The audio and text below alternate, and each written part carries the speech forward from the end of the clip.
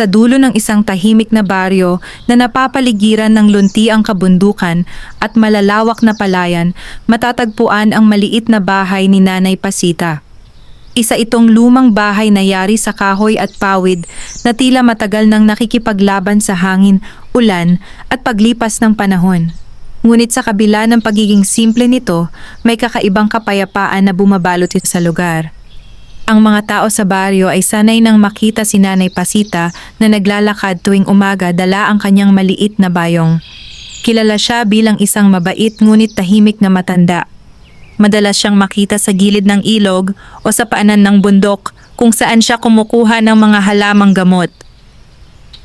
May mga bulong-bulungan sa baryo tungkol sa kanya. Sabi ng iba, marami raw siyang alam tungkol sa mga nilalang na hindi nakikita ng karaniwang tao. Ang iba naman ay nagsasabing matagal na raw siyang may koneksyon sa mga engkanto sa bundok na nasa likod ng baryo. Ngunit hindi na iyon pinapansin ni Nanay Pasita. Ang mas mahalaga sa kanya ay ang kanyang nag-iisang apo. Ang pangalan nito ay Lira. 19 na taong gulang si Lira nang siya ay tumira kay Nanay Pasita. Lumaki siya sa lungsod ngunit napilitan siyang lumipat sa baryo matapos mamatay ang kanyang mga magulang sa isang aksidente. Hindi naging madali ang pagbabago para sa kanya. Ang lungsod ay puno ng ingay, ilaw at maraming tao. Ang baryo naman ay tahimik. Napakatahimik kung minsan ay parang may mga matang nakatingin sa'yo mula sa kadiliman ng kagubatan. Sa unang gabi ni Lira sa bahay ni Nanay Pasita, nahirapan siyang makatulog. Naririnig niya ang huni ng mga kuliglig, ang mahinang pag-ihip ng hangin sa kawayan, at ang tila pagbulong ng kagubatan sa malayo. Kinabukasan, nagising siya sa amoy ng nilulutong lugaw. Paglabas niya ng kanyang silid, nakita niya si Nanay Pasita na abalang nagluluto sa maliit na kusina. "Nagising ka na pala, iho?" sabi ng matanda habang hinahalo ang kumukulong lugaw. Umupo si Lira sa kahoy na bangko. "Ang tahimik dito, Nay," sabi niya. Ngumiti si Nanay Pasita. "Ganyan talaga dito sa baryo, pero masasanay ka rin." Tahimik silang kumain ng almusal. Ngunit napansin ni Lira na paminsan-minsan ay tumitingin si Nanay Pasita sa bintana na nakaharap sa bundok. Parang may iniisip ang matanda. Pagkatapos kumain, naglakad si Lira sa labas ng bahay upang maglibot. Napakaganda ng paligid. May malawak na palayan, malinaw na ilog, at isang matayog na bundok na tila nagbabantay sa buong baryo. Ngunit habang nakatingin siya sa bundok, may kakaibang pakiramdam na dumaan sa kanyang katawan. Para bang may nakamasid sa kanya. Agad siyang lumingon sa paligid, ngunit wala siyang nakitang tao. Tanging ang mga puno lamang na marahang gumagalaw dahil sa hangin. Kinagabihan, habang kumakain sila ni Nanay Pasita, biglang nagsalita ang matanda. "Lira." Napatingin siya sa kanyang lola. "Oo, Nay? Kung sakaling makarinig ka ng tawag mula sa bundok, huwag kang sasagot." Nagulat si Lira. "Bakit naman?" Sandaling natahimik si Nanay Pasita bago sumagot. "May mga nilalang doon na hindi tulad natin." Napangiti si Lira ng bahagya. "Nay, engkanto ba ang sinasabi mo?" Hindi agad sumagot ang matanda. Sa halip ay tumingin lamang siya sa bintana, kung saan makikita ang madilim na anyo ng bundok sa ilalim ng liwanag ng buwan. Pagkaraan ng ilang sandali, dahan-dahan siyang nagsalita. "May mga bagay sa mundong ito na hindi kailangang paniwalaan para maging totoo." Hindi na nagsalita si Lira pagkatapos noon. Ngunit sa gabing iyon, habang siya ay nakahiga sa kanyang kama, hindi siya agad nakatulog. Ang hangin mula sa bintana ay malamig. Tahimik ang gabi. Masyadong tahimik. At pagkatapos ay may narinig siya. Isang mahinang tinig mula sa malayo. Isang tinig na tila nagmumula sa bundok. "Lira!" Nanlamig ang kanyang katawan. Napatayo siya sa kama at dahan-dahang lumapit sa bintana. Ang buwan ay maliwanag at ang kagubatan ay tila nababalot ng pilak na liwanag. Muli niyang narinig ang tinig. Lira. Hindi niya alam kung bakit ngunit tila may kung anong humihila sa kanya palabas ng bahay. Para bang may puwersang naguutos sa kanya na sundan ang tinig. Dahan-dahan niyang binuksan ang pinto. Tahimik ang buong bahay. Mukhang tulog na si Nanay Pasita. Lumabas si Lira at naglakad patungo sa landas na papunta sa bundok. Habang papalapit siya sa kagubatan, mas lumalakas ang pakiramdam na may naghihintay sa kanya. Ang mga puno ay tila mas matataas, ang hangin ay mas malamig, at ang gabi ay mas misteryoso. Pagdating niya sa gilid ng kagubatan, bigla siyang napahinto. May isang lalaking nakatayo sa ilalim ng isang malaking puno. Matangkad ito at nakasuot ng kakaibang kasuotan na tila gawa sa sinaunang tela. Ang kanyang buhok ay mahaba at ang kanyang mga mata ay kumikislap sa ilalim ng liwanag ng buwan. Hindi pangkaraniwan ang kanyang itsura. Napakaganda ng kanyang mukha ngunit may kakaibang kapangyarihang bumabalot sa kanyang presensya. Tila hindi siya ganap na tao. Nagulat si Lira. Sino ka? Hindi agad sumagot ang lalaki. Sa halip ay marahan siyang lumapit. Ang kanyang mga hakbang ay halos hindi marinig sa damuhan. At nang siya ay ilang hakbang na lamang ang layo kay Lira, dahan-dahan siyang nagsalita. Matagal kitang hinintay. Lalong nagtaka si Lira. Ano ang ibig mong sabihin? Sandaling tiningnan siya ng lalaki na para bang matagal na niyang kilala ang dalaga. Pagkatapos ay sinabi niya ang mga salitang magbabago sa buhay ni Lira magpakailanman. Ako ang bantay ng bundok na ito. Bahagyang ngumiti ang lalaki. At matagal na kitang minamasdan. Napaatras si Lira. Hindi niya alam kung matatakot siya o magtataka. Sino ka talaga? Ang mga mata ng lalaki ay kumislap sa ilalim ng buwan. Ako, sabi niya sa mahinang tinig, ay isa sa mga nilalang na binalaan sa iyo ng iyong lola. Huminto siya sandali bago muling nagsalita. Nanatiling nakatayo si Lira sa gilid ng kagubatan, habang ang malamig na hangin ng gabi ay dahan-dahang dumadampi sa kanyang balat. Sa harap niya ay ang lalaking nagsabing siya ay isang engkanto.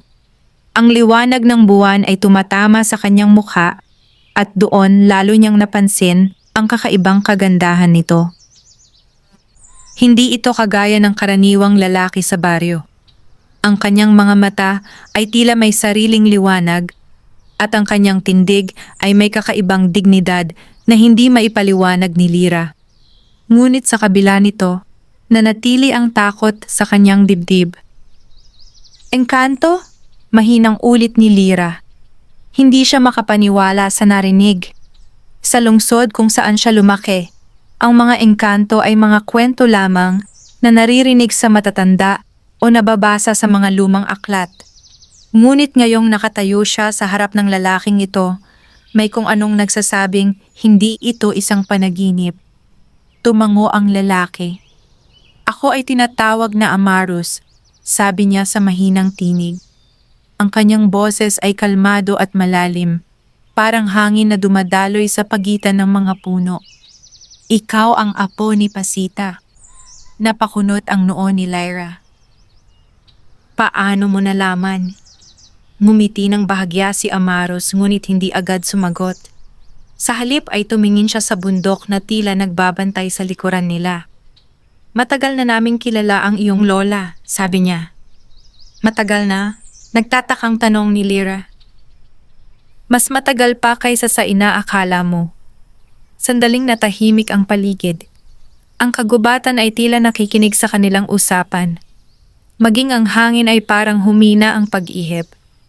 May sinabi ang lola ko, sabi ni Lira, na huwag daw akong sasagot kapag may tumawag mula sa bundok. Bahagyang napangiti si Amaros.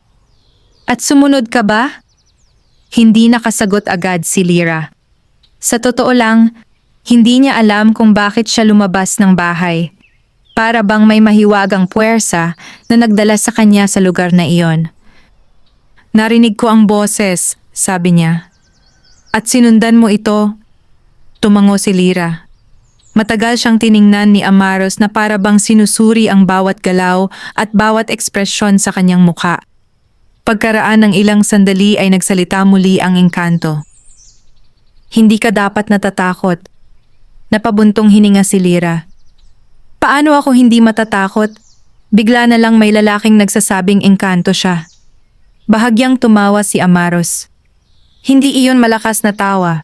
Isa lamang itong mahinang tunog na parang paggalaw ng dahon sa hangin. Naiintindihan ko. Lumapit siya ng kaunti ngunit nag-ingat na huwag masyadong mapalapit upang hindi lalo matakot ang dalaga. Ang mundo namin ay matagal nang hiwalay sa mundo ninyo, sabi niya. Ngunit may mga pagkakataon na ang dalawang mundo ay nagkakatagpo. At isa iyon sa mga gabing ito? Tanong ni Lyra. Oo. Tumingin si Lyra sa paligid ng kagubatan. Bigla niyang napansin na parang nagbago ang kapaligiran. Ang mga puno ay tila mas maliwanag at ang hangin ay may kakaibang bango na hindi niya pa nararanasan. May nangyayari ba dito? Tanong niya. Dahan-dahang tumango si Amaros. Ang bundok na ito ay hindi pangkaraniwan. Napatingin siya sa matayog na bundok sa likuran nila. Ito ang isa sa mga lugar kung saan ang hangganan ng aming mundo at ng inyong mundo ay manipis. Tahimik na nakinig si Lyra. Habang nagsasalita si Amaros, may pakiramdam siyang parang may unti-unting nagbubukas na misteryo sa kanyang harapan. At bakit mo ako tinawag? Tanong niya. Sandaling tumahimik si Amaros. Ang kanyang mukha ay naging seryoso. Hindi kita tinawag upang saktan. Hindi iyon ang tinatanong ko. Tumingin siya muli kay Lyra. Sa sandaling iyon ay parang may lungkot sa kanyang mga mata. Dahil matagal na kitang hinihintay. Mas lalo pang naguluhan si Lyra. Hinihintay? Opo. Napailing siya. Hindi kita kilala. Ngunit kilala ka namin. Lumakas ang tibok ng puso ni Lyra. Ano ang ibig mong sabihin? Dahan-dahang naglakad si Amaros papalapit sa isang malaking puno at sumandal doon. Ang kanyang mga mata ay nakatingin pa rin kay Lyra. May mga pangyayaring nangyari bago ka pa ipinanganak. Anong pangyayari? Hindi agad sumagot si Amaros. Sa halip ay tila nag-iisip siya kung dapat ba niyang sabihin ang lahat. Sa malayo, ang mga alitap-tap ay nagsimulang lumipad sa pagitan ng mga puno. Ang kanilang maliliit na ilaw ay nagbigay ng kakaibang ganda sa kagubatan. Lyra, sabi niya sa wakas. Ang iyong lola ay minsan nang nagligtas sa aming mundo. Nanlaki ang mga mata ng dalaga. Ang lola ko? Opo. Pero paano? Isang mahabang kwento. Sandaling natahimik ang paligid. At ang kwentong iyon, patuloy ni Amaros, ay may kaugnayan sa iyo. Biglang nakaramdam ng kakaibang kaba si Lyra. Sa akin? Opo. Pero wala naman akong alam sa mundo ninyo. Alam ko. Humakbang si Amaros palapit. Ngunit sa pagkakataong iyon ay hindi na umatras si Lyra. Sa halip ay naghintay lamang siya sa sasabihin ng engkanto. May mga bagay na nakatadhana, sabi ni Amaros. At isa ka sa mga iyon. Biglang may narinig silang ingay mula sa loob ng kagubatan. Parang may mga sanga na nababali. Agad na patingin si Amaros sa direksyon ng tunog. Ang kanyang mukha ay biglang naging seryoso. Kailangan mo nang bumalik sa bahay. Bakit? May kakaibang tension sa kanyang boses nang sumagot siya. Hindi lang ako ang nakakita sa iyo ngayong gabi. Nanlamig ang pakiramdam ni Lyra. Ano ang ibig mong sabihin? Tumingin si Amaros sa mas madilim na bahagi ng kagubatan. May ibang nilalang dito. Engkanto rin? Hindi.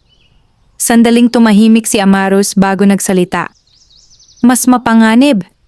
Lalong lumakas ang tibok ng puso ni Lyra. Ano sila?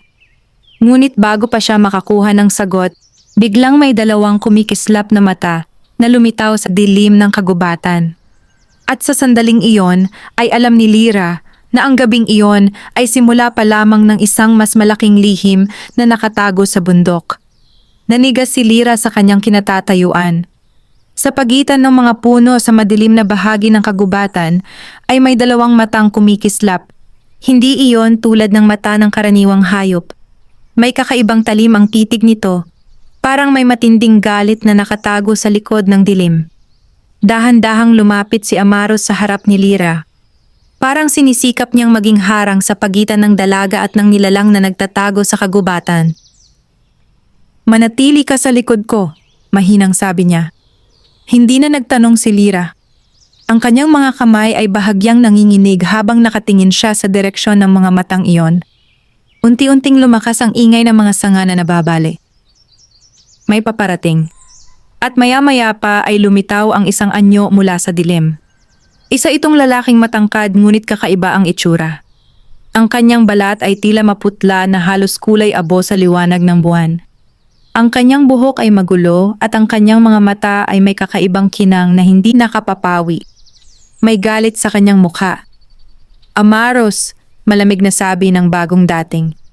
Ang boses nito ay mababa at mabigat, parang nagmumula sa malalim na hukay. Hindi gumalaw si Amaros. "Orion," sagot niya sa parehong malamig na tono. Napansin ni Lyra na nagbago ang aura ng kagubatan. Parang naging mas mabigat ang hangin. "Sino siya?" tanong ni Orion habang nakatitig kay Lyra. Hindi agad sumagot si Amaros. Ngunit hindi rin niya inalis ang kanyang posisyon sa harap ng dalaga. "Hindi mo na kailangan pang malaman," sabi niya. Ngumiti si Orion ngunit hindi yon ngiting may kabaitan. "Ang apo ni Pasita." Biglang nanlaki ang mga mata ni Lyra. "Paano mo nalaman?" Tumingin si Orion sa kanya. Ang kanyang titig ay tila sinusuri ang bawat bahagi ng kanyang mukha. "Hindi ka ba sinabihan ng iyong lola na huwag lalapit sa bundok?" Hindi makasagot si Lyra. Sa gilid ng kanyang paningin ay napansin niya na parang mas dumidilim ang paligid. Ang mga puno ay tila mas malapit sa isa't isa. Lumapit pa si Orion ng ilang hakbang. Ngunit agad siyang hinarang ni Amaros. "Huwag kang lalapit." Bahagyang tumawa si Orion. "Pinoprotektahan mo siya?" Hindi sumagot si Amaros. Ngunit ang kanyang tindig ay lalo pang tumatag. Napakatagal na panahon na ang lumipas, patuloy ni Orion. At ngayon ay bumalik na naman ang dugo ni Pasita sa bundok na ito. Hindi maintindihan ni Lyra ang sinasabi ng lalaki. Ngunit isang bagay ang malinaw. Hindi ito isang karaniwang nilalang. "Ano ang gusto mo?" tanong ni Amaros. Ang ngiti ni Orion ay biglang nawala. "Gusto ko lang makita kung totoo ang balita." "Anong balita?" Naunang sumagot si Orion bago pa makapagsalita si Amaros. "Na ang apo ni Pasita ang susunod na susi." Naramdaman ni Lyra na parang lalong lumamig ang gabi. "Susi?" mahinang sabi niya. Ngunit hindi siya pinansin ni Orion. Sa halip ay muli itong tumingin kay Amaros. "Hindi mo siya maitatago sa amin." Hindi gumalaw si Amaros. "Umalis ka dito." Napangisi si Orion. "Akala mo ba ikaw lang ang may karapatan sa bundok na ito?" Biglang lumakas ang hangin. Ang mga dahon ay nagsimulang umikot sa paligid nila. At sa isang iglap ay parang nagbago ang anyo ni Orion. Ang kanyang mga mata ay lalong nagningning at ang kanyang presensya ay naging mas mabigat. Napaatras si Lyra. Sa kauna-unahang pagkakataon ay tunay siyang natakot. Ngunit bago pa makalapit si Orion, biglang itinaas ni Amaros ang kanyang kamay. At sa sandaling iyon ay tila may liwanag na kumalat sa pagitan nila. Parang isang hindi nakikitang pader ang humarang kay Orion. Napaatras ang kakaibang nilalang. "Umalis ka," maring sabi ni Amaros. Tahimik na nakatingin si Orion sa kanya. Pagkatapos ay tumawa ito ng mahina. "Hindi ito ang huling pagkakataon na magkikita tayo." Pagkatapos sabihin iyon, ay dahan-dahang umatras si Orion sa dilim ng kagubatan hanggang sa tuluyan na itong mawala. Unti-unting bumalik sa normal ang paligid. Ang hangin ay humina. Ang mga dahon ay tumigil sa paggalaw. Ngunit ang puso ni Lyra ay mabilis pa rin ang tibok. "Sino iyon?" tanong niya. Tumingin sa kanya si Amarus. Sa pagkakataong iyon ay may bakas ng pag-aalala sa kanyang mukha. Iyon ang isa sa mga nilalang na matagal nang nagtatago sa bundok na ito. Engkanto rin ba siya? Oo. Ngunit hindi na siya ngumiti. Hindi lahat ng engkanto ay mabuti. Napalunok si Lyra. Anong ibig niyang sabihin na susi ako? Matagal bago sumagot si Amarus. Tumingin siya sa malayong bundok na tila mas madilim ngayon kaysa kanina. "May isang lihim ang bundok na ito," sabi niya. "At ang lihim na iyon ay may kinalaman sa iyong pamilya." Mas lalong nalito si Lyra. "Sa pamilya ko?" Tumango si Amarus.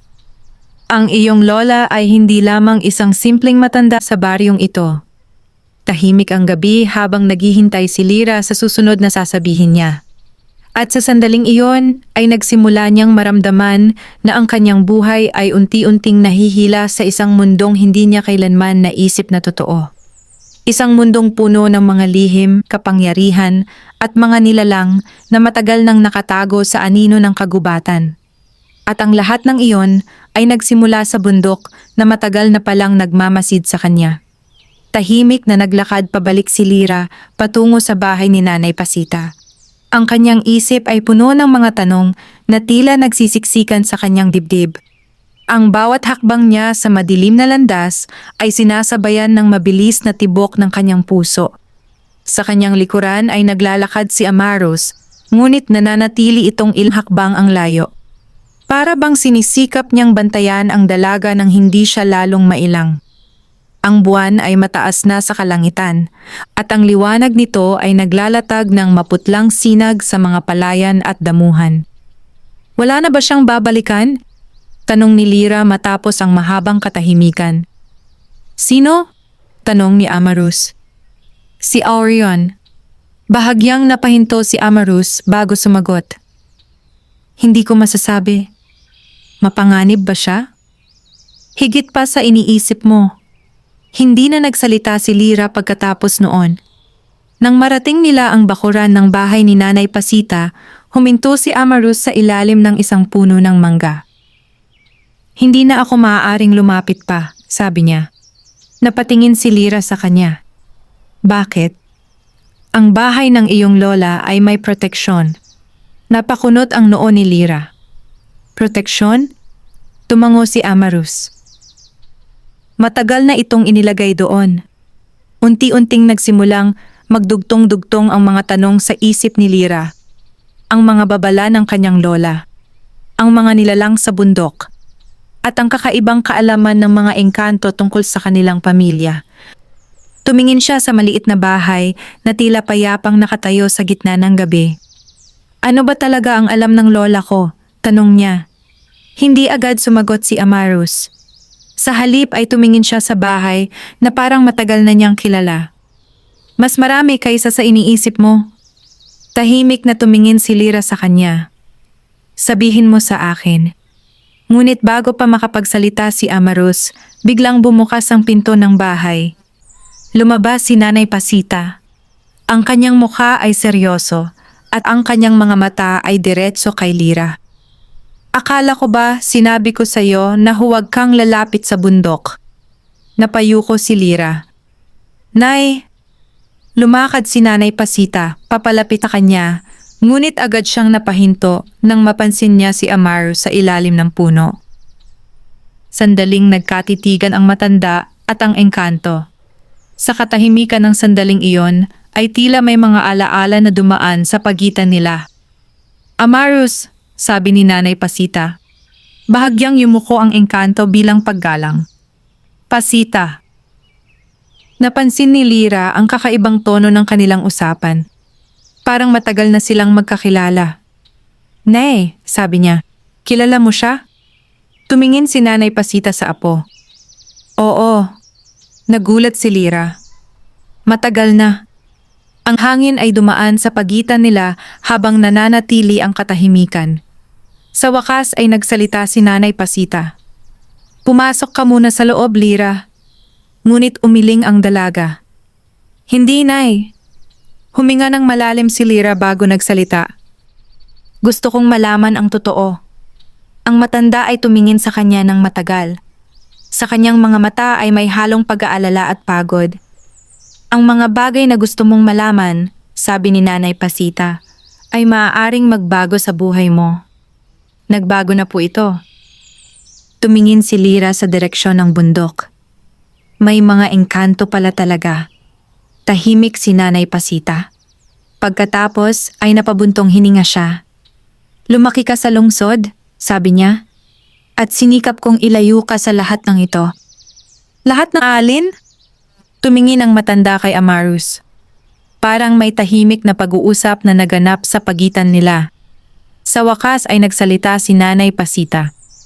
Noong bata pa ako, sabi niya, may isang digmaan sa pagitan ng dalawang pangkat ng engkanto sa bundok na ito. Tahimik na nakinig si Lira. Ang isa ay ang pangkat na nagbabantay sa bundok.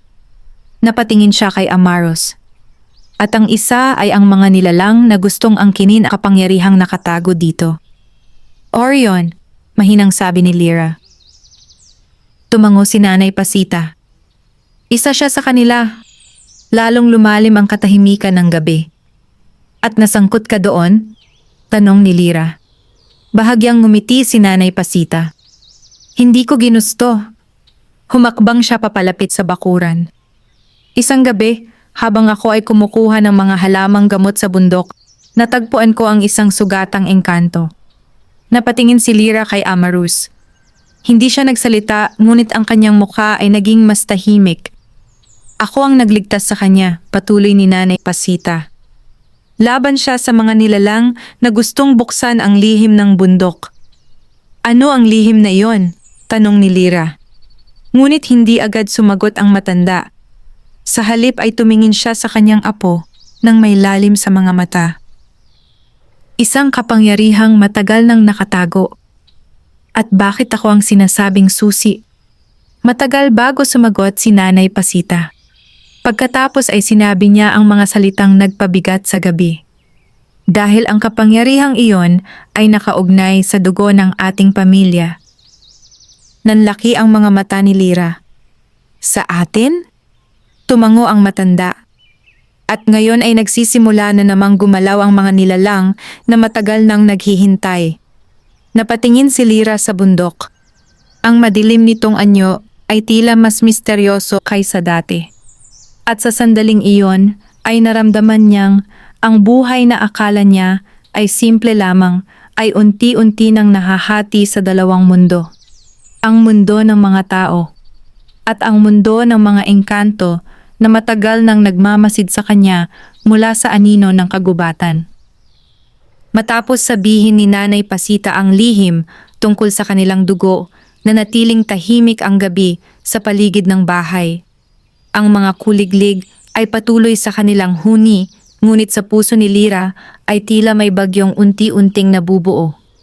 Hindi niya inaasahan na ang kanyang pamilya ay may koneksyon sa mundo ng mga engkanto. At lalo niyang hindi inaasahan na siya mismo ang tinatawag na susi. Nay, mahinang sabi niya, anong kapangyarihan ang tinutukoy ninyo? Huminga ng malalim si Nanay Pasita. Ang kanyang mukha ay tila mabigat sa alaala. Sa bundok na iyon, sabi niya habang nakatingin sa madilim na silweta ng kabundukan, may isang lihim na matagal nang nakatago. Tahimik na nakinig si Lira. Ang lihim na iyon ay tinatawag ng mga engkanto na puso ng bundok. Napatingin si Lira kay Amaros. Hindi ito nagsalita ngunit malinaw sa kanyang mukha na totoo ang sinasabi ni Nanay Pasita. Ano iyon? Tanong ni Lira. Ito ay isang sinaunang kapangyarihan, sagot ng matanda. Mas matanda pa sa mga unang engkanto na tumira sa kagubatan. Lumakas ang hangin habang nagsasalita siya, parang ang mismong bundok ay nakikinig. Ang kapangyarihang iyon ay kayang magbigay ng lakas sa sinumang makakahawak dito. Kung ganoon, sabi ni Lyra. Bakit hindi na lang nila ito kunin? Tumango si Amaros bago sumagot. Dahil hindi ito basta-basta nabubuksan. Napalingon sa kanya si Lyra.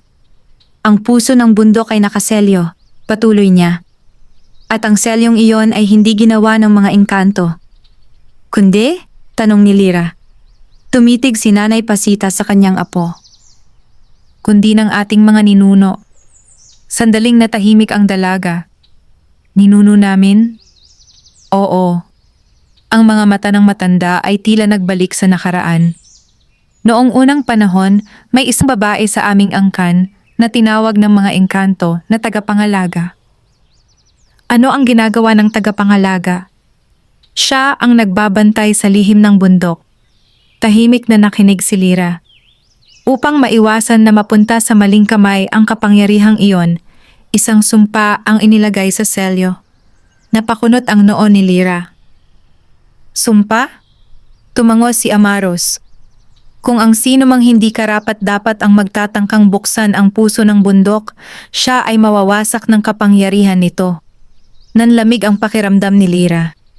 Kung ganoon, bakit gusto pa rin itong makuha ng mga katulad ni Orion?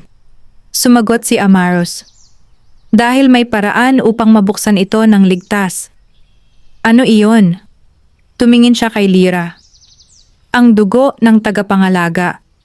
Unti-unting naunawaan ni Lyra ang ibig sabihin nito. At sa sandaling iyon ay parang mas lalong bumigat ang hangin sa paligid nila.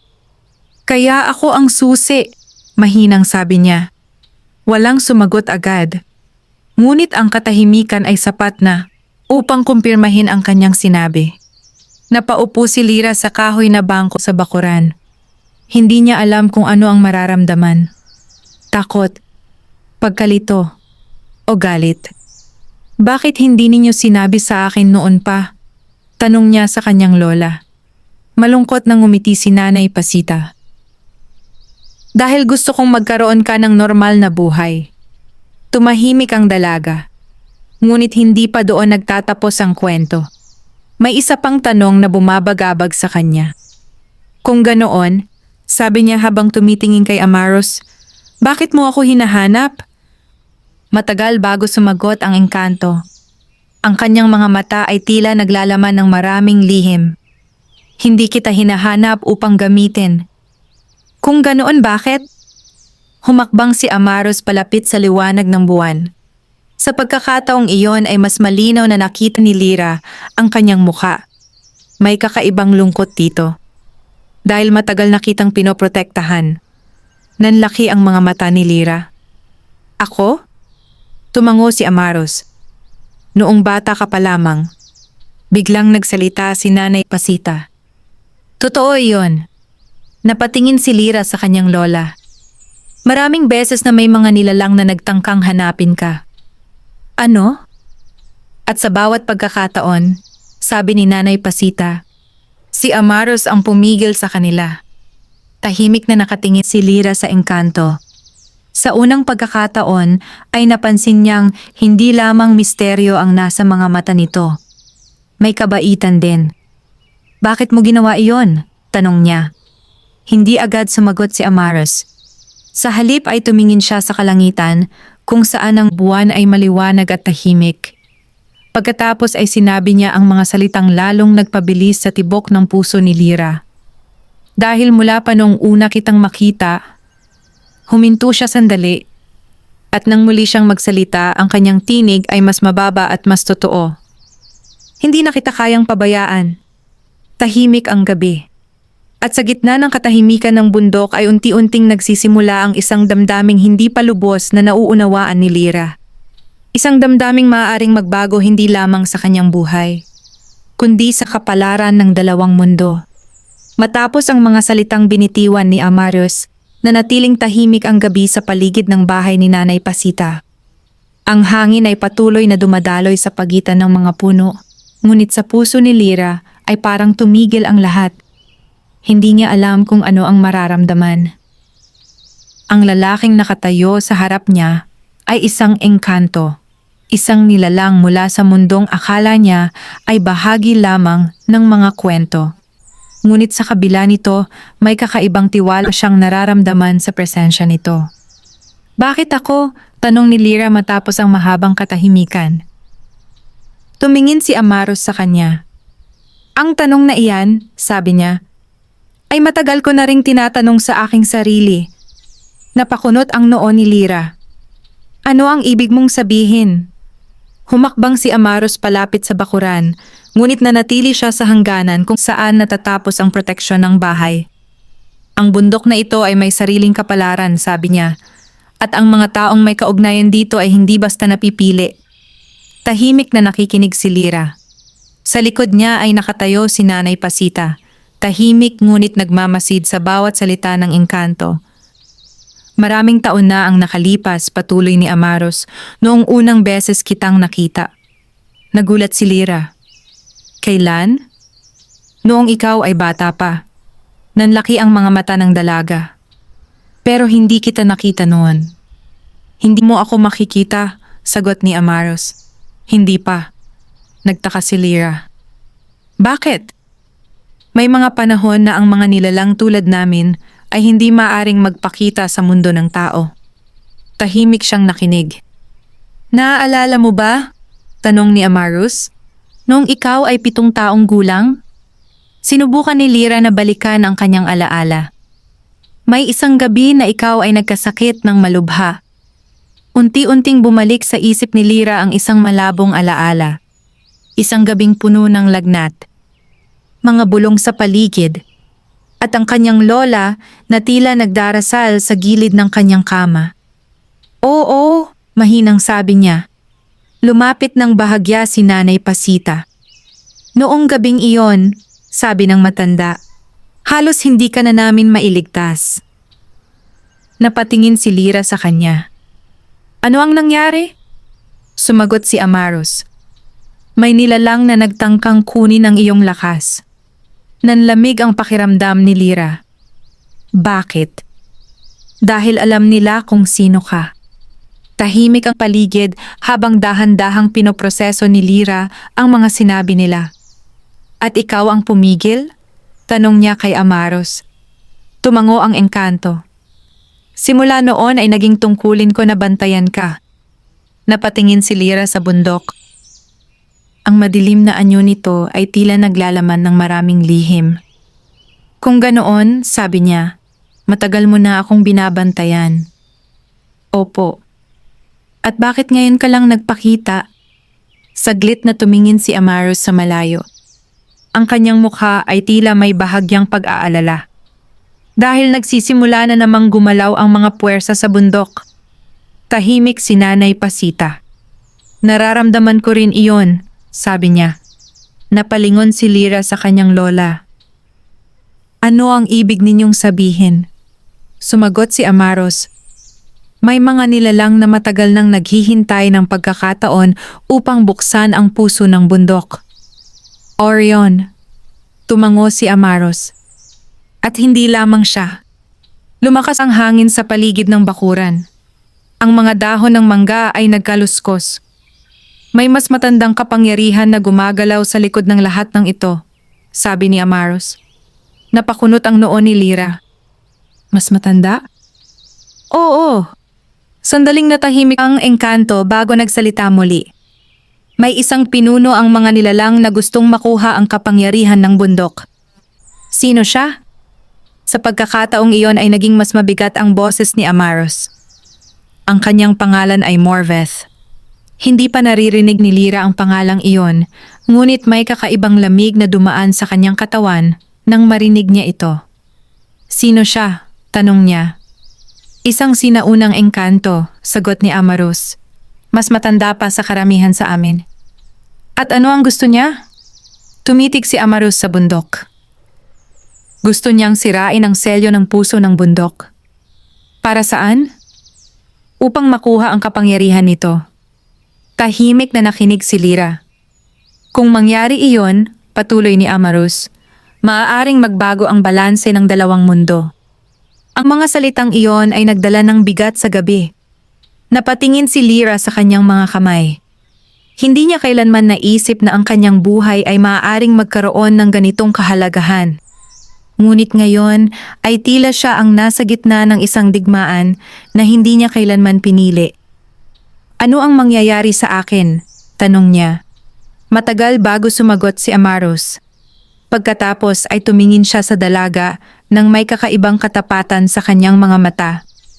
Hanggat ako ang bantay ng bundok na ito, sabi niya, hindi kita hahayaang mapahamak. Sa likod ng kanyang mga salita ay may isang pangakong tila mas malalim pa kaysa sa tungkulin. At sa gabing iyon, sa ilalim ng tahimik na liwanag ng buwan, nagsimula ang isang ugnayan na maaaring maging mas makapangyarihan kaysa sa anumang sumpa o kapangyarihan ng bundok. Pagkatapos ng mahabang pag-uusap sa bakuran, pinilit ni Nanay Pasita si Lyra na magpahinga.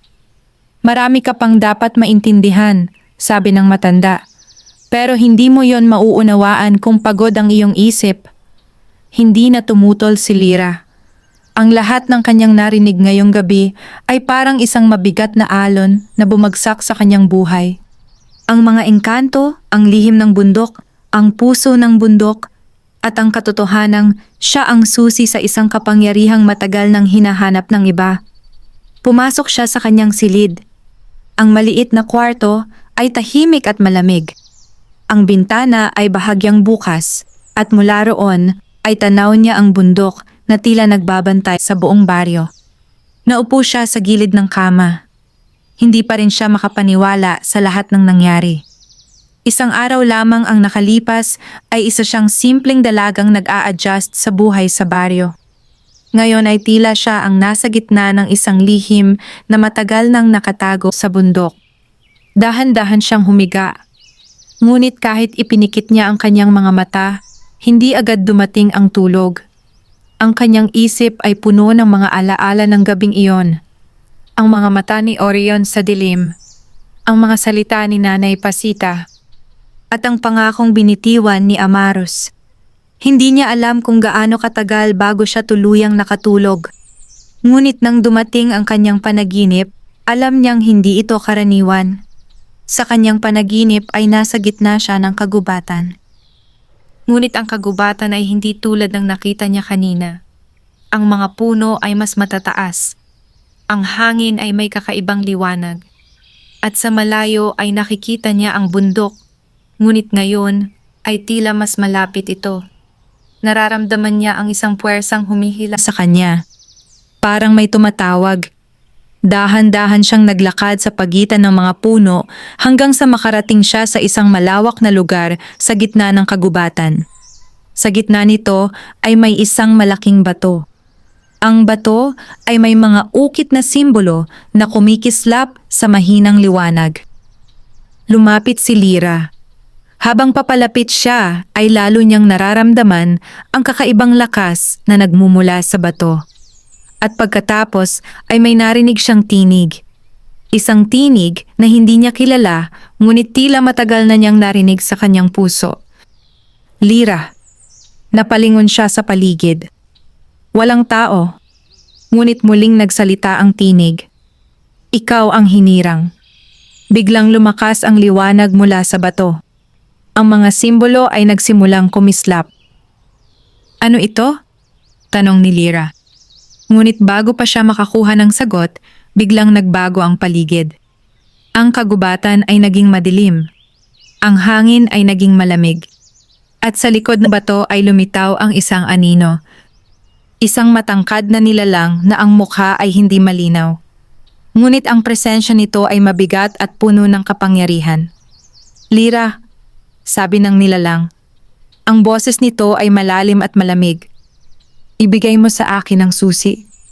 Nanlamig ang pakiramdam ni Lyra. Anong susi? Ngunit bago pa siya makapagsalita muli, biglang lumitaw ang isa pang liwanag sa kagubatan. Mula sa liwanag na iyon ay lumakad ang isang pamilyar na anyo. Si Amaros. Sa kanyang pagdating ay tila umatras ang anino. Lumayo ka sa kanya, mariing sabi ni Amaros. Ang anino ay tumawa ng mahina. Hindi mo siya mapoprotektahan magpakailanman. Hindi habang ako ay narito. Biglang naglaho ang anino sa dilim. At kasabay nito ay biglang nagbago ang panaginip. Nagising si Lyra. Mabilis ang kanyang paghinga habang nakaupo siya sa kama. Ang unang sinag ng araw ay sumisilip na sa bintana. Umaga na. Ngunit ang pakiramdam ng kanyang panaginip ay tila napakatotoo. Dahan-dahan siyang bumangon at lumapit sa bintana. Sa labas ay tahimik ang baryo. Ang mga tao ay nagsisimula na sa kanilang pang-araw-araw na gawain. Ngunit sa malayo ay nakatayo pa rin ang bundok. Tahimik. Misteryoso. At tila naghihintay. Habang nakatingin siya rito, biglang may kumatok sa pintuan ng kanyang silid. "Lira," tawag ni Nanay Pasita. "Opo, Nay? Bumaba ka muna. May sasabihin ako sa iyo." May kakaibang seryosong tono sa boses ng matanda. At sa sandaling iyon ay naramdaman ni Lira na ang panaginip niya kagabi ay hindi lamang basta panaginip. Ito ay isang babala. At ang umagang iyon ay maaaring simula ng mas malalim pang lihim na matutuklasan niya tungkol sa bundok, sa kanyang pamilya at sa kanyang kapalaran. Dahan-dahang bumaba si Lira mula sa kanyang silid habang iniisip pa rin ang panaginip na kanyang naranasan. Ang bawat hakbang niya sa kahoy na hagdan ay may kasamang kaba sa dibdib. Hindi niya maipaliwanag kung bakit, ngunit pakiramdam niya ay may mangyayaring mahalaga sa umagang iyon. Pagdating niya sa sala, nakita niya si Nanay Pasita na nakaupo sa isang lumang silya malapit sa bintana. Ang liwanag ng umaga ay tumatama sa kanyang mukha at sa kanyang mga kamay ay may hawak siyang maliit na kahon na gawa sa kahoy. Mukhang matagal na ang kahong iyon. Ang mga gilid nito ay bahagyang kupas na at ang takip ay may mga ukit na tila sinaunang simbolo. "Lumapit ka dito, Lira," sabi ni Nanay Pasita. Sumunod ang dalaga at umupo sa harap ng matanda. "Ano po iyon, Nay?" Tinitigan siya ni Nanay Pasita ng may lalim sa mga mata. "Panahon na upang malaman mo ang isang bagay na matagal ko nang itinago." Unti-unting binuksan ng matanda ang kahon. Sa loob nito ay may isang maliit na anting-anting na nakapulupot sa isang manipis na piraso ng tela. Ang anting-anting ay tila gawa sa lumang pilak. Sa gitna nito ay may maliit na bato na kulay bughaw na kumikislap sa liwanag ng araw. Napakunot ang noo ni Lira. "Ano po iyan?" "Ito ang anting-anting ng ating pamilya." Maingat na kinuha ni Nanay Pasita ang kwintas at inilagay sa palad ni Lira. Sa sandaling mahawakan ito ng dalaga ay may kakaibang init na dumaloy sa kanyang katawan. Parang may enerhiya na unti-unting gumising sa loob niya. "Nay." Napatingin siya sa matanda. Parang may kakaiba. Tumango si Nanay Pasita. Dahil ang anting-anting na iyan ay konektado sa puso ng bundok. Nanlaki ang mga mata ni Lira. "Iyan ang ibinigay sa akin ng mga engkanto nung matapos ang digmaan sa bundok," patuloy ng matanda. "At ngayon ay oras na upang ipasa ko ito sa iyo." Maingat niyang isinabit ang kwintas sa leeg ng kanyang apo. Habang ginagawa niya iyon, ay tila lalong kumikislap ang maliit na bughaw na bato. "Ano ang ginagawa nito?" tanong ni Lira. "Pinoprotektahan ka nito." Napahawak si Lira sa kwintas. At may isa pa itong kakayahan. "Ano iyon?" "Makakatulong ito upang makita mo ang mga bagay na hindi nakikita ng ibang tao." Sandaling natahimik ang dalaga. Ang ibig sabihin ba nito ay mas lalo niyang makikita ang mundo ng mga engkanto? Habang iniisip niya iyon, ay biglang dumaan ang malamig na hangin sa loob ng bahay. Bahagyang gumalaw ang kurtina sa bintana. At sa labas ng bakuran ay tila may isang aninong mabilis na dumaan sa pagitan ng mga puno. Napatingin si Lira sa labas. May kung anong gumalaw. "Nay," sabi niya. "Ano iyon?" Ngunit bago pa sumagot si Nanay Pasita, biglang lumitaw si Amaros sa gilid ng bakuran. Ang kanyang mukha ay seryoso. "Pasita!" Agad tumayo ang matanda. "Anong nangyari?" Lumapit si Amaros sa hangganan ng bakuran.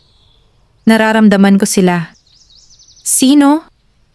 "Tatlo." Biglang bumigat ang hangin sa paligid. Tatlong nilalang mula sa pangkat ni Orion ang papunta dito. Napahigpit ang hawak ni Lyra sa kanyang kwintas. Bakit sila pupunta dito? Sumagot si Amaros. Dahil alam na nila na nasa iyo ang anting-anting. Nanlamig ang pakiramdam ni Lyra. Ngayon pa lang, sabi ni Amaros, nagsisimula na ang kanilang paghahanap. Tumingin siya kay Lyra. At sa kanyang mga mata ay may malinaw na babala. Kailangan mong matutong gamitin ang lakas na nasa loob mo. Ano? Gulat na sabi ni Lyra. Ngunit bago pa siya makapagtanong pa, biglang nag-iba ang hangin sa paligid ng bakuran. Ang mga dahon ay nagsimulang umikot. At sa malayo sa gilid ng kagubatan, may tatlong aninong unti-unting lumilitaw mula sa pagitan ng mga puno. Tahimik, mabagal, ngunit tiyak ang kanilang paglapit. At sa sandaling iyon ay alam ni Lyra na ang tahimik na buhay niya sa baryo ay tuluyan ng nagbago. Ang digmaan na matagal nang natutulog sa bundok ay nagsisimula ng magising muli. Ang hangin sa paligid ng bahay ni Nanay Pasita ay biglang naging mabigat. Ang mga dahon ng mangga sa bakuran ay nagkakalog kahit hindi naman malakas ang ihip ng hangin. Sa gilid ng kagubatan ay unti-unting lumilitaw ang tatlong aninong nakita ni Amaros. Tahimik silang naglalakad palabas ng dilim.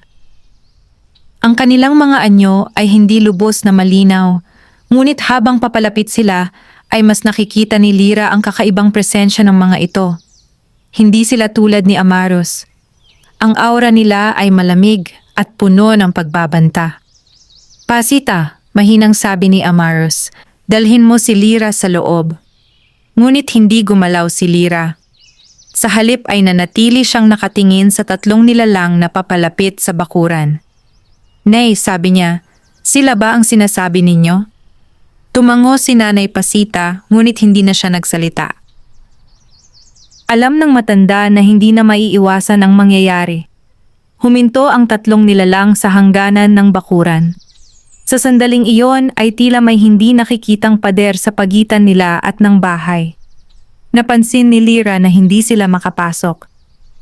Ang isa sa kanila ay humakbang pasulong. Ang kanyang mukha ay maputla at ang kanyang mga mata ay may malamig na liwanag. Kaya pala, sabi ng nilalang, may protection ang lugar na ito. Napansin ni Lyra na ang boses nito ay parang hangin na dumaraan sa pagitan ng mga bato. Lumayo kayo dito, maring sabi ni Amaros. Ngunit ang tatlong nilalang ay bahagyang ngumiti lamang. Hindi kami naparito upang makipaglaban, sabi ng isa pa. Napunta kami dito upang kunin ang nararapat sa amin. Napahigpit ang hawak ni Lyra sa anting-anting sa kanyang leeg. Ano ang gusto ninyo? Tanong niya. Ang unang nilalang ay tumingin sa kanya. Sa pagkakataong iyon ay naramdaman ni Lyra ang kakaibang bigat ng kanilang titig. Ikaw. Nanlamig ang kanyang pakiramdam. Bakit? Dahil ikaw ang susi. Lumakad si Amaros pasulong at tumayo sa harap ni Lyra. Hindi siya sasama sa inyo. Tahimik na nagkatinginan ang tatlong nilalang. Pagkatapos ay nagsalita ang isa sa kanila. Hindi mo siya kayang protektahan mag-isa. Subukan ninyo. Biglang lumakas ang hangin sa paligid. Ang mga dahon ay nagsimulang umikot sa ere. Napansin ni Lyra na ang maliit na bato sa kanyang anting-anting ay bahagyang kumikislap. Parang tumutugon ito sa presensya ng mga nilalang sa labas ng bakuran. Lumapit ang isa sa kanila sa hangganan ng bakuran at itinapat ang kanyang kamay sa hindi nakikitang pader. May biglang kumislap na liwanag. Napaatras ang nilalang. Malakas ang proteksyon, sabi nito. Ngunit ang isa sa kanyang mga kasama ay bahagyang ngumiti. Hindi iyon magtatagal. Nanlaki ang mga mata ni Lyra. Ano ang ibig mong sabihin? Hindi sumagot ang nilalang. Sa halip ay tumingin ito sa kagubatan sa likod nila. At sa sandaling iyon ay may naramdaman si Amaros. May paparating. Isang presensya na mas mabigat kaysa sa tatlong nilalang na nasa harap nila. Unti-unting naging mas malamig ang hangin. Ang mga ibon sa kagubatan ay biglang tumahimik. Tumingin si Amaros sa dilim ng kagubatan. Ang kanyang mukha ay naging mas seryoso. Umalis kayo dito, sabi niya sa tatlong nilalang. Ngunit hindi sila gumalaw.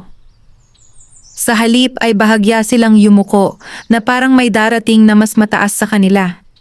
At mula sa pagitan ng mga puno, may isang aninong lumabas.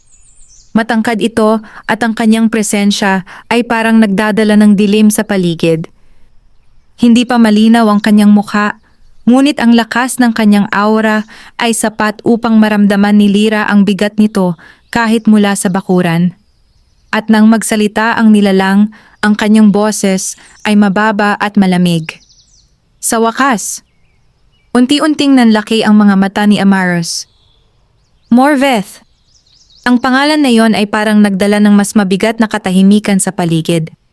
Ang sinaunang engkanto na matagal nang kinatatakutan ng mga bantay ng bundok ay narito na.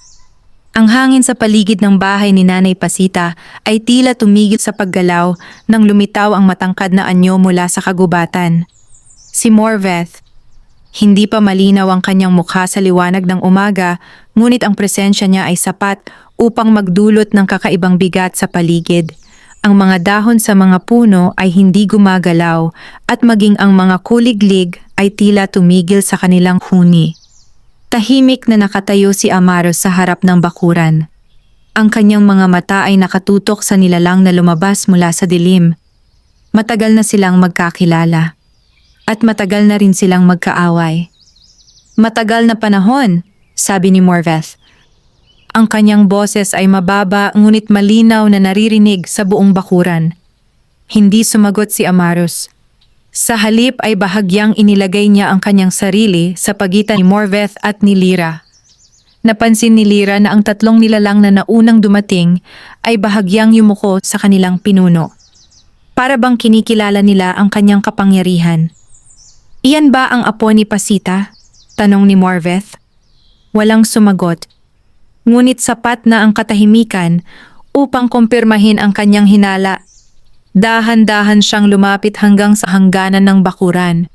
Sa sandaling iyon ay kumislap ang proteksyon na inilagay ni Nanay Pasita sa paligid ng bahay. Isang manipis na liwanag ang lumitaw sa hangganan ng lupa. Huminto si Morveth. Ang kanyang mga mata ay napunta kay Lyra. At sa sandaling iyon ay naramdaman ng dalaga ang kakaibang lamig sa kanyang katawan. Parang may puwersang sinusubukang abutin ang kanyang loob. Ikaw, sabi ni Morveth. Hindi ito tanong. Isa itong katiyakan. Napahigpit ang hawak ni Lyra sa anting-anting sa kanyang leeg. Ang maliit na bato nito ay kumikislap na ngayon nang mas maliwanag kaysa kanina. Napansin iyon ni Morveth. Ang anting-anting, sabi niya. Ibinigay na pala sa kanya. Lumakas ang hangin sa paligid. Ngunit nanatiling matatag ang liwanag na proteksyon sa bakuran. Hindi ka makakapasok dito, sabi ni Amaros. Ngumiti si Morveth. Ngunit ang ngiti niya ay walang init. Hindi ko kailangang pumasok. Napakunot ang noo ni Amaros. Ano ang ibig mong sabihin? Dahan-dahang tumingin si Morveth sa bundok sa likod ng baryo. Ang madilim na anyo nito ay tila mas mabigat ngayon kaysa dati. Ang kapangyarihan ng bundok ay nagsisimula ng gumising. Napatingin si Lyra sa bundok. Hindi niya alam kung bakit, ngunit parang may kung anong tumatawag sa kanya mula roon. At kapag tuluyan itong nagising, patuloy ni Morveth, ang selyo ay manghihina. Napatingin siya muli kay Lyra. At kapag nangyari iyon, kahit ang proteksyon ng matandang babae ay hindi na makapipigil sa akin. Tahimik ang paligid. Ang mga salitang iyon ay parang isang banta na nakabitin sa hangin. Lumakad si Morveth ng isang hakbang papalapit sa hangganan ng bakuran. Ngunit muli siyang hinarang ng liwanag ng proteksyon. Sandali siyang tumigil. Pagkatapos ay tumingin siya kay Amaros. Hanggang kailan mo siya kayang bantayan? Hindi sumagot si Amaros. Ngunit ang kanyang mga mata ay matatag. Hanggat kinakailangan. Sandaling nagkatinginan ng dalawang engkanto. Isang tahimik na labanan ng mga kalooban ang tila nagaganap sa pagitan nila. Sa wakas ay tumawa ng mahina si Morveth. Kung ganoon, sabi niya, hayaan muna nating gumalaw ang kapalaran. Unti-unti siyang umatras. Sumunod sa kanya ang 3 nilalang na kasama niya. Ngunit bago siya tuluyang mawala sa pagitan ng mga puno, muli siyang tumingin kay Lyra. Ang kanyang mga mata ay puno ng malamig na katiyakan. Babalikan kita. Pagkatapos ay tuluyan na silang nawala sa kagubatan. Unti-unting bumalik sa normal ang hangin sa paligid. Ngunit ang bigat ng kanilang presensya ay nanatili sa puso ni Lyra. Tahimik ang bakuran. Walang nagsasalita.